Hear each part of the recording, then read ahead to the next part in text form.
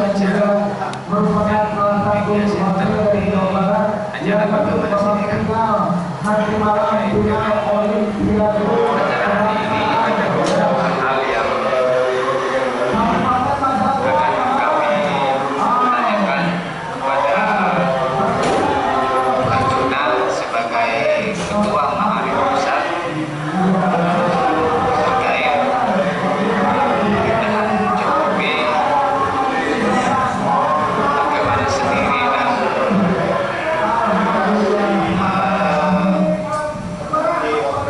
secara umum untuk memulai ini sebagai Ketua Ma'arif selama ini mungkin kan kita sudah bisa mendeskripsikan tentang posisi kabinet kerja yang ada di pemerintahan ini, yang mana semuanya alhamdulillah yang mendominasi rata-rata dari tokoh-tokoh itu. Nah, terkait dengan hal itu, tanggapan Pak Juna bagaimana? Sudah efektif atau Terima kasih. Pertama-tama tentu kami menyampaikan terima kasih kepada teman-teman PPM yang sudah bekerja keras untuk menyebarluaskan berita mengenai rekaman yang pertama ini sehingga bisa diketahui umum secara luas. Kemudian berkaitan dengan pertanyaan, saya tentu sangat bergembira bahwa banyak sekali kader NU yang sekarang berada dalam kabinet kerja yang sekarang ini. Karena itu saya juga sangat berbahagia, sangat berbangga kader-kader NU yang menjadi menteri berkesempatan hadir semua dalam acara perkawinan ini. Ini bagi kami sangat penting, utamanya untuk bisa memotivasi adik-adik galang kita yang nanti di masa depan akan menjadi pemimpin bangsa ini. Dengan motivasi kehadiran mereka, saya berharap nanti ke depan itu masih lebih banyak lagi kader-kader yang ini dan akan menduduki jabatan-jabatan strategis di negara kita, tidak hanya sebagai menteri tapi juga yang lain-lain, jabatan-jabatan strategis. Dan saya melihat ini kabinet baru bekerja 2 bulan, jadi belum bisa kita evaluasi bagaimana hasil kerja mereka. Nanti setelah berjalan paling tidak 1 tahun kita baru bisa evaluasi apakah kabinet ini berjalan dengan baik, dengan cukup efektif, dan lain sebagainya. Jadi saya kira begitu. Oke, terima kasih. Beberapa waktu yang lalu ada perbedaan terkait konsep pendidikan yang akan diterapkan di Indonesia dan kurikulum ini. Ma'arif sendiri tentunya memiliki standar pendidikan yang menggunakan dasar pelajaran di masing-masing sekolah. Terkait dengan hal ini kan bedanya kemarin yang mengisi di Menteri Kominfo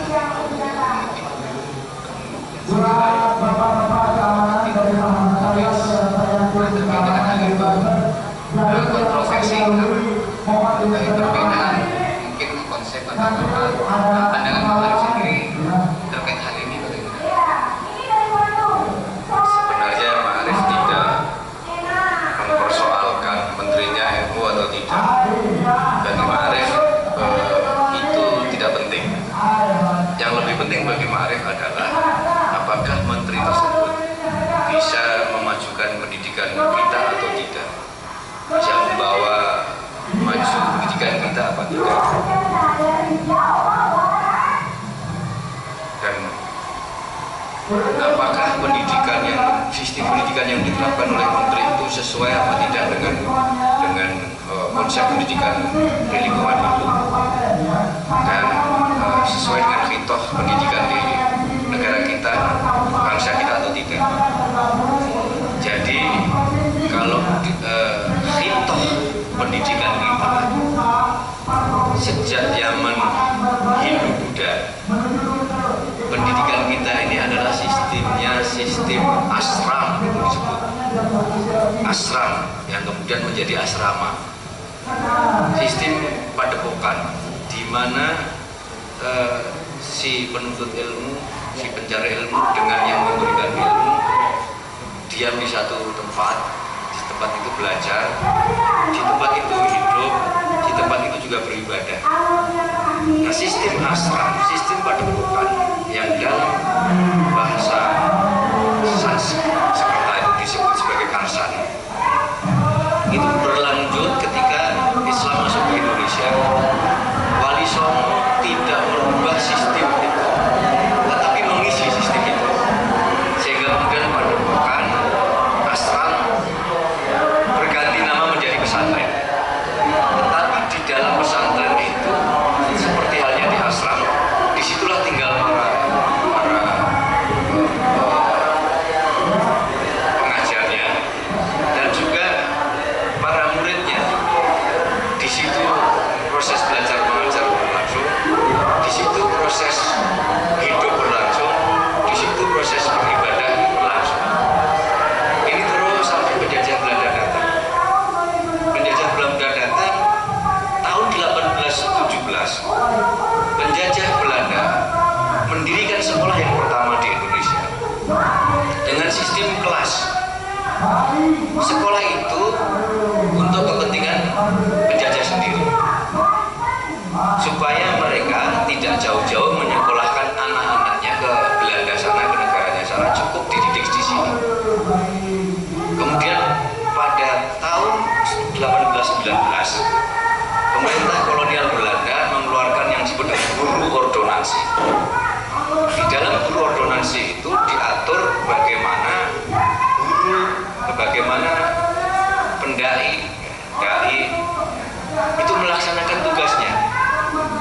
Semua harus memperoleh izin dari pemerintah kolonial Belanda.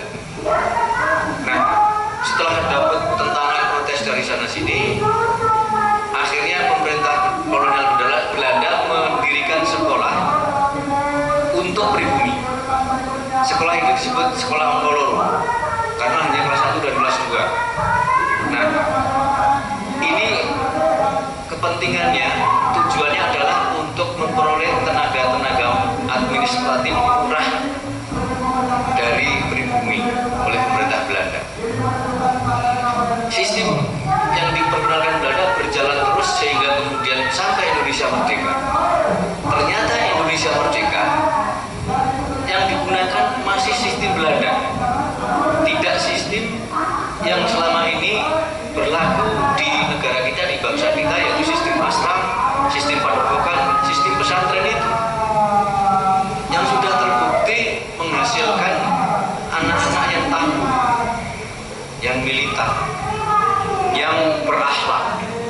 Sedangkan sistem Belanda ini kita lihat tidak menghasilkan anak-anak yang setidaknya berakhlak. Nah, kurikulum 2013 itu mengajak kita kembali ke khitoh pendidikan kita. Antara lain buktinya apa? Buktinya di dalam belajar, proses belajar mengajar itu yang dikembangkan adalah 3 aspek, yaitu aspek wawasan yang diperoleh dari ilmu, karena itu di sekolah diberikan ilmu. Kemudian yang kedua adalah aspek keterampilan, karena itu kemudian diberikan berbagai pembelajaran tentang berbagai macam yang berkaitan dengan keterampilan. Kemudian yang ketiga adalah sikap. Sikap ini adalah pengembangan dari akhlak dari. Kurikulum 2013 tidak memisah-misahkan 3 aspek itu. Semua mata pelajaran itu mengandung pengetahuan, juga sikap, mengandung juga pengembangan akhlakul karimah. Kenapa saya katakan ini adalah sistem pesantren? Karena apa? Karena di pesantren ketika ada pelajaran berwudu misalnya atau sholat misalnya, berwudu maupun sholat, tidak hanya diberikan pengetahuan mengenai syarat rukunnya wudu dan sholat, tetapi juga prakteknya berwudu dan bersolat, tapi juga sikapnya di dalam berwudu bersolat, sholat, kemudian akhlaknya sebagai hasil dari pelaksanaan sholat yang teratur, menjadi orang yang kemudian orang yang berakhlakul karimah. Nah, ini di dalam kurikulum 2013 ini diterapkan.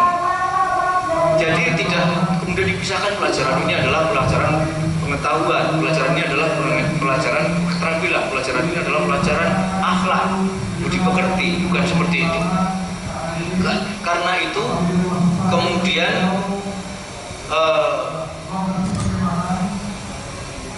Ma'arif, lembaga pendidikan Ma'arif NU mendukung penerapan kurikulum 2013 bukan oleh karena penggagasnya adalah Bapak Muhammad Nuh yang kader NU, tetapi karena sesuai dengan pendidikan kita, sesuai dengan model pendidikan kita pesantren. Saya kira itu. Beberapa waktu yang lalu wakil presiden kita itu mengaku dirinya sebagai kader Ma'arif. Bahkan beliau bilang kalau proses pertamanya di organisasi Nahdlatul Ulama ini beliau menjadi sekretaris di Sulawesi. Nah, tapi ketika itu Ma'arif katanya akan memberikan gelar penghormatan kepada Bapak Yusuf Kala sebagai contoh Ma'arif itu. Hanya saja kemarin Pak Jk apakah gelar penghormatan itu sudah diberikan ke Pak JK atau belum, dan terkait dengan pengakuan Pak JK sendiri sebagai kader Ma'arif itu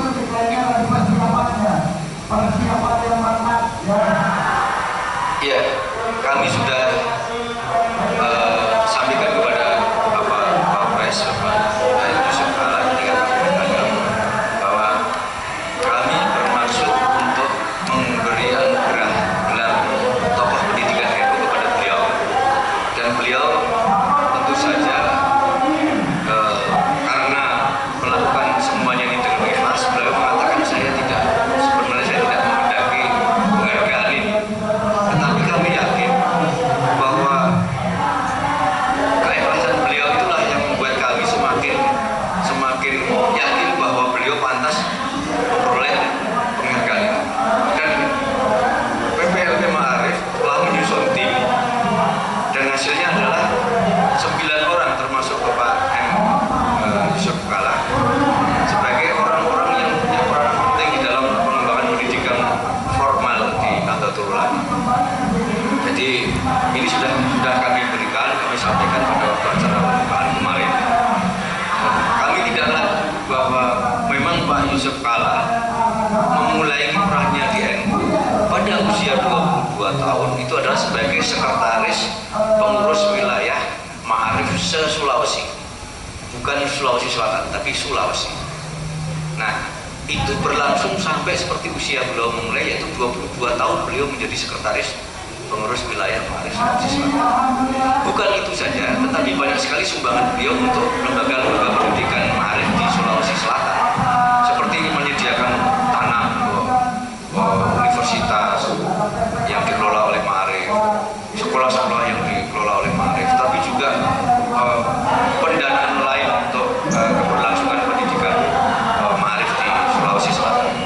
Jadi menurut kami sangat patut, dan kami tidak ragu lagi.